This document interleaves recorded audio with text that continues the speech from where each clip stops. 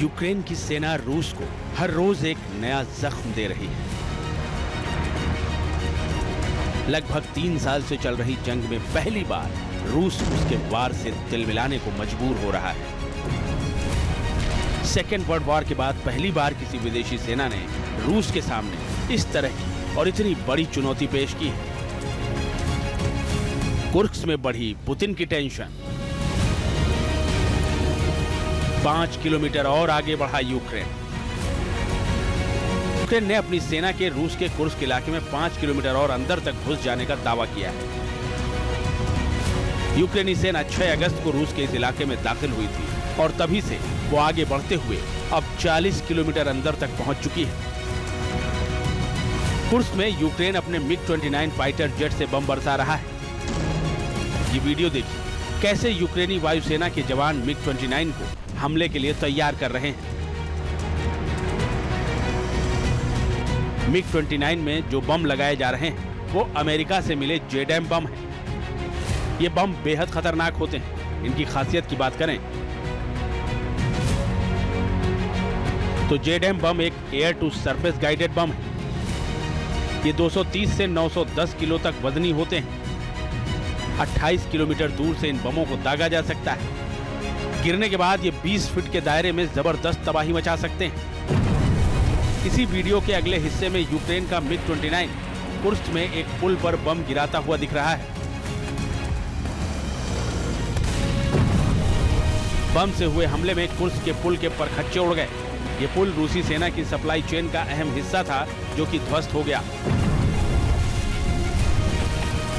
जिससे रूसी सेना तक रसद की आपूर्ति थम गई।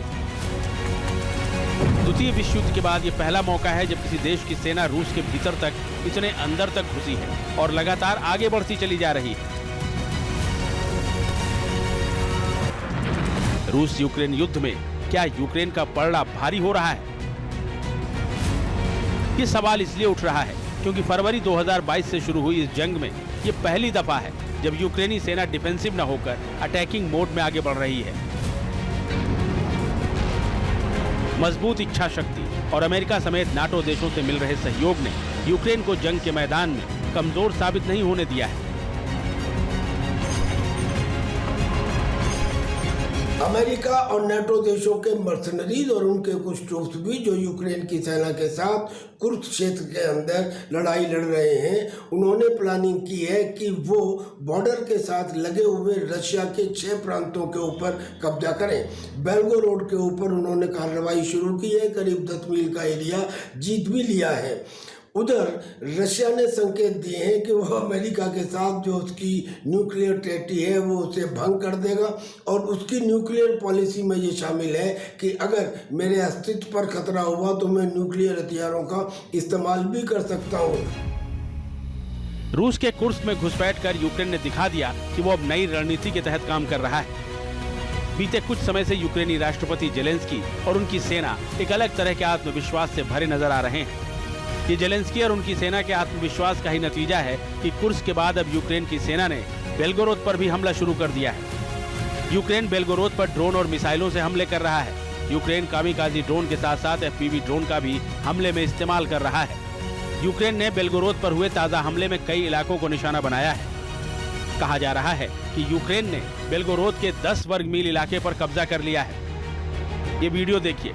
बेल्गोरोद में शुक्रवार की रात लगभग 8 बजे यूक्रेन ने एक के बाद एक 40 ड्रोन और मिसाइल हमले किए। तस्वीरों में आप एक के बाद एक होते धमाके देख सकते हैं।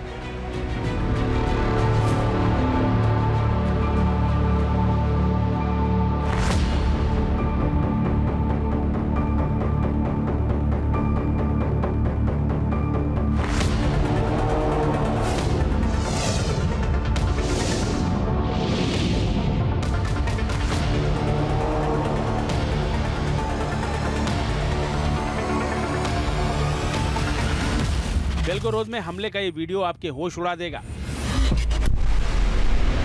वीडियो में हाईवे पर दौड़ रही एक कार के डैशकैम में मिसाइल हमले की तस्वीरें कैद हुई हैं। देखिए कैसे एक के बाद एक मिसाइलें हाईवे पर आकर गिरी और पूरा इलाका धमाकों की आवाज से थर्रा गया।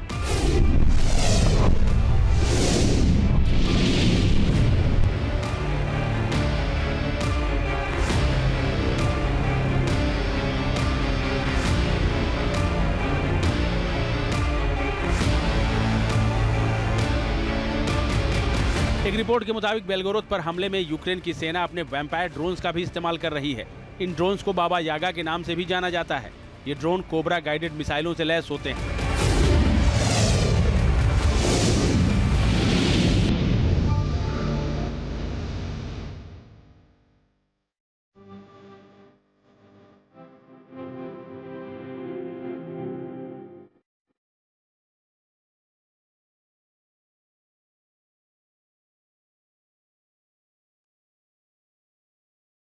जेलेंस्की की सेना ऑन फायर।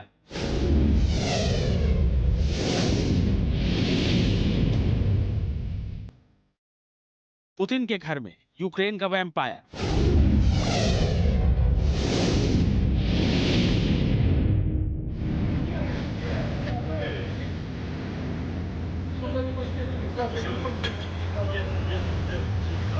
यूक्रेन के बाबा यागा ड्रोन ने बेलगोरोद में कोबरा मिसाइल से हमला किया है। कई इलाकों में इस ड्रोन ने तबाही मचा दी। देखिए ये वीडियो। यूक्रेन के बाबा यागा ड्रोन से हुए हमले के बाद कई इलाकों में आग लगी नजर आई। कई इमारतें धू धू कर जलती दिखी। पूरे इलाके में अफरा तफरी मची नजर आई।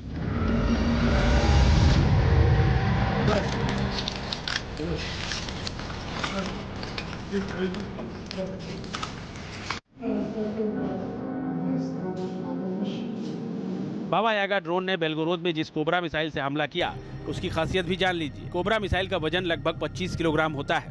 ये मिसाइल 4000 मीटर तक हमला करने में सक्षम होती है। यह अपने साथ 5 किलो विस्फोटक लेकर उड़ सकती है।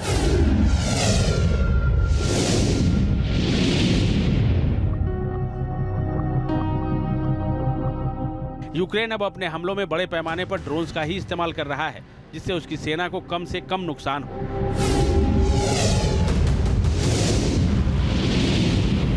बेलगोरोद पर हमले ने रूस के सामने अब एक नई चुनौती खड़ी कर दी है।